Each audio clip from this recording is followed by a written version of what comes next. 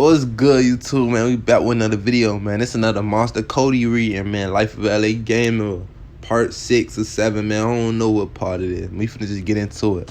On a chilly October 9th in 1980, about 20 homeboys were assembled in front of the blue apartments on 80th Street, where a 64 Chevy came down, barreling down the street, with occupants hanging out, holding their guns, long barrel shotguns. Instinctively, we took cover. Instead of shooting, they just hollered out their set, 60s, and disrespected ours, and kept on going. Though I didn't know it at the time, simultaneously, 4 blocks away on 84th Street, Twinky and his girlfriend were arguing. April wanted to go home that night instead of spending the night again. Twinky had no problem with that, but it was almost midnight. April insisted on being walked to the bus stop. Twinky gave in, taking his .25 automatic along. They made their way to the nearest bus stop on 83rd on Western. April lived on the 62nd in Harvard and Bloodhood. Once at the bus stop, they stood and talked about different things concerning the set. April was China's road dog and homegirl too. Suddenly, Twinky spotted the Chevy, which we had identified as Pretty Boy's car. He pulled out his weapon to fire at the car, but April grabbed his hand, saying he should let them go. They weren't bothering anybody, and they probably hadn't even seen them. Oh, shit, that's a mistake. Oh, Twinky finna die. Twinky put away his strap. Not 3 minutes later, the 60s crept down behind and fired 1 round from a long barrel shotgun, striking Twinky in his upper left side below the armpit. Damn. Basically a heart shot. Twinky and Shaw ran across the street and collapsed. The shooter sped away. Twinky's mother and younger brother Junior Ball, also a homeboy, were retrieved. It had been reported that in his last moments, Twinky said repeatedly, "Mama, I'm gonna be good. I ain't gonna bang no more, Mama. I'm gonna be good." He died soon after with butt shots in his heart. Oh, rest up, Twinky. Twinky was 14 years old? What the fuck? Alright, hold on. We gotta talk about this YouTube. So, basically, this nigga and his girlfriend at 14, this nigga, alright, let's talk about the hypocrisy here first. This motherfucker 14. He got a 25 automatic on him, and he got his girlfriend spending the night at his crib. His dumbass girlfriend, who probably 14 as well, don't realize the ops be lurking, and she want to get walked to the bus stop, pretty much down there back door, my dude, cause it's fucking 12 in the morning. He 14. At 14, shit, I had a curfew. I couldn't be out to 12, probably 11, 10, but 12, my dude, you on the block. This bitch done made him walk to the block. This bitch done got this man killed, basically, bro. And then she gonna stop him from blowing at the cop. Oh my God, rest up Twinky, bro. That's crazy, G. Let me read the rest of this. At approximately 3 o'clock the next morning, I was awakened by a call from Twinky's mother. I still didn't know about his death. "Kody," she said in an icy, unfamiliar to me. Icy voice, unfamiliar to me. "They killed my baby last night. They killed my James last night." Then she started screaming frantically. "Who?" I managed to say through her screams. "The motherfucking 60s. Come over here right now, Kody, right now." I dressed quickly and grabbed my strap. I rode my bicycle 24 blocks to her house without so much as a care about my security or the wind chill factor. I had not put Twinky on the set, but I had dug him. He was a stalwart soldier and would have been a ghetto star. On Thanksgiving 1979, he and another homie, Lil Doc, and I were walking down the street when I was strapped in a .22 revolver, and Lil Doc had a .44. No sooner I handed the gun to Twinky than the police rolled up. Twinky was captured with the strap, and Doc and I ran. He had just gotten out of camp, and now he had been murdered. Damn. See, that's not the first time I heard of a nigga from LA doing that, bro. If you see the police, you cannot just throw the strap in my hand and I'm supposed to take it and just go down with it. What type of fuck shit is that? I understand no snitching, bro, but when I get out, I gotta smoke you. Like, you playing with fire, G. I probably got all type of warrants, murders. You don't know what I got on me, but you gonna throw your fire on me and I gotta go to jail.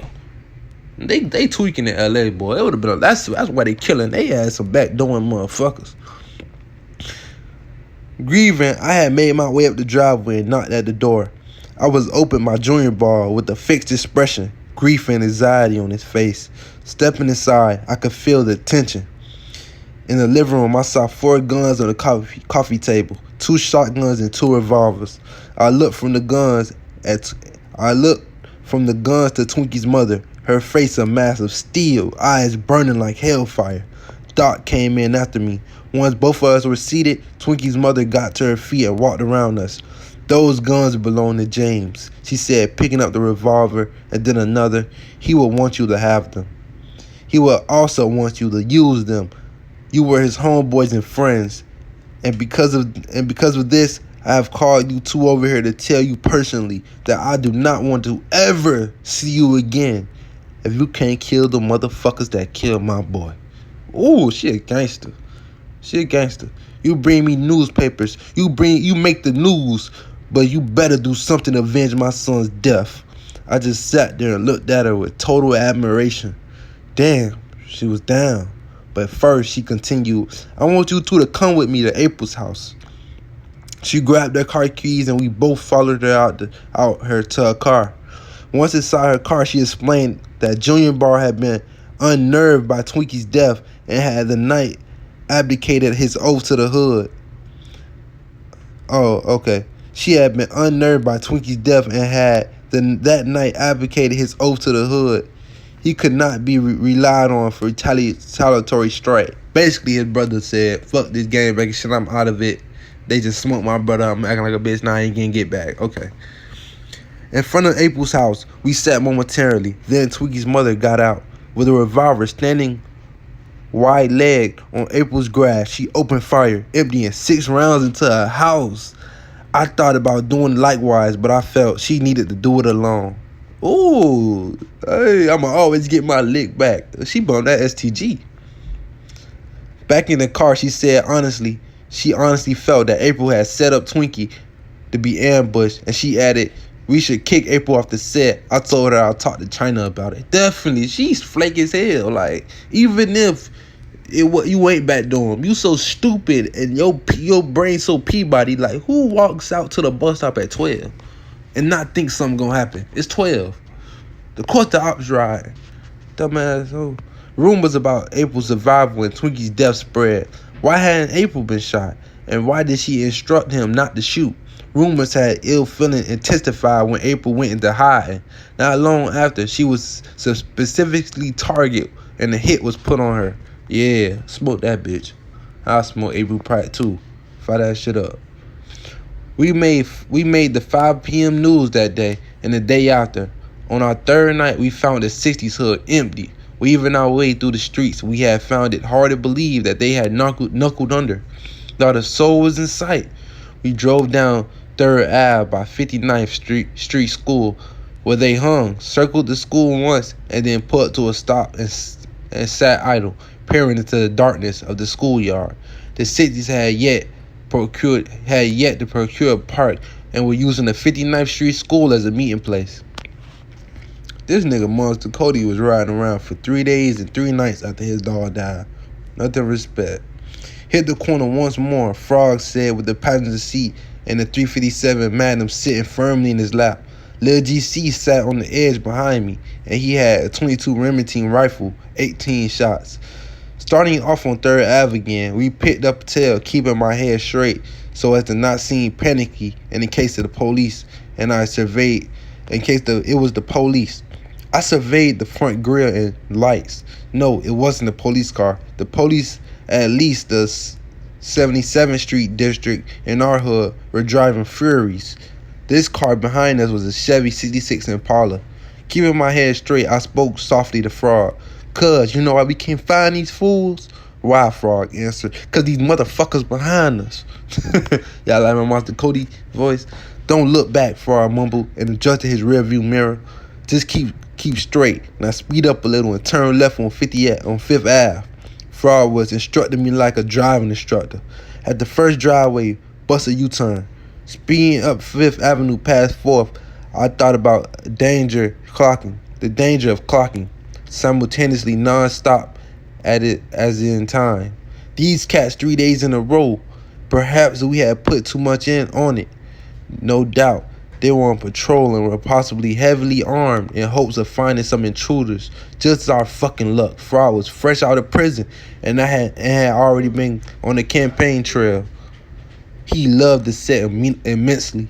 Turning left on the 5th Ave, I made another hard left onto the first driveway. No sooner I backed out and came to a rolling stop at the corner on 59th and 50th than the other car slowly bent the corner in front of us.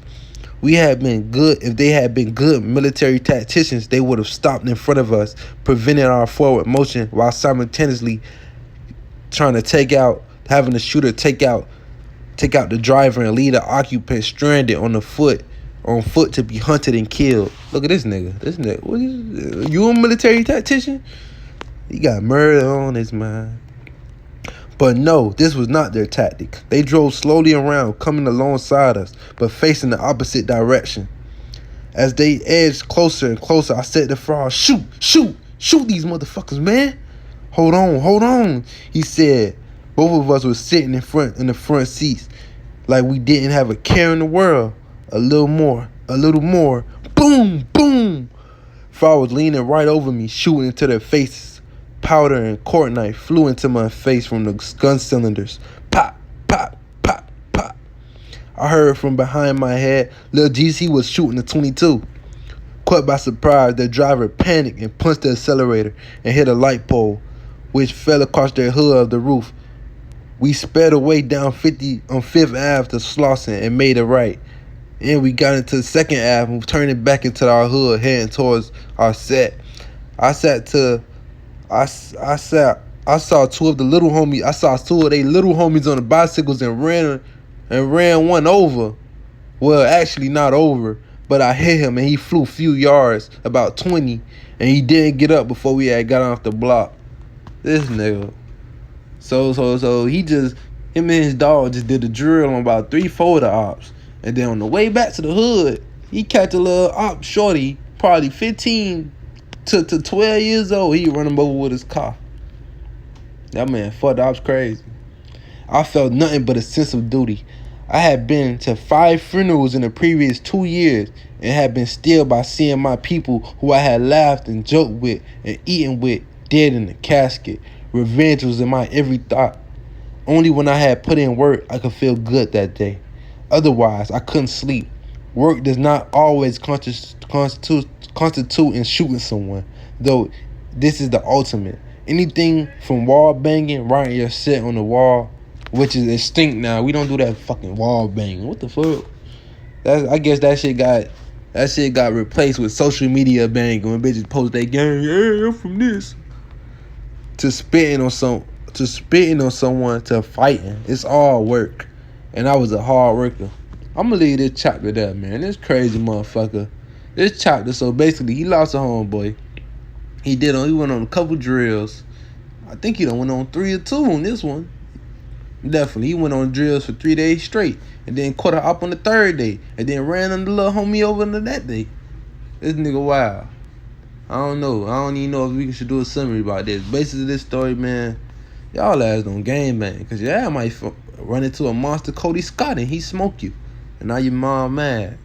But I'm going to leave the chat to here, man. Y'all like, subscribe, man. Y'all let me know if y'all like this video. Peace.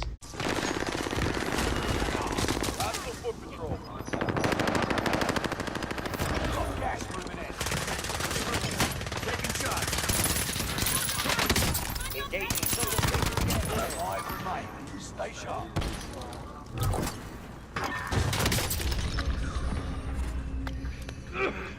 Yeah, what the fuck I died, bro? Oh my god. You gonna run past me?